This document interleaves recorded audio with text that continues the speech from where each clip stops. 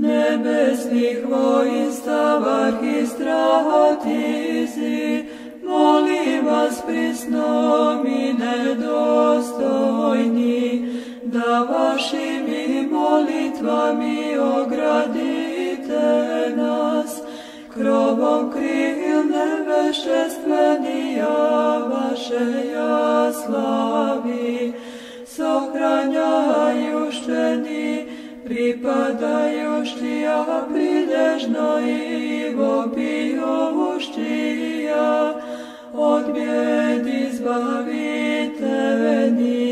jako čino načani.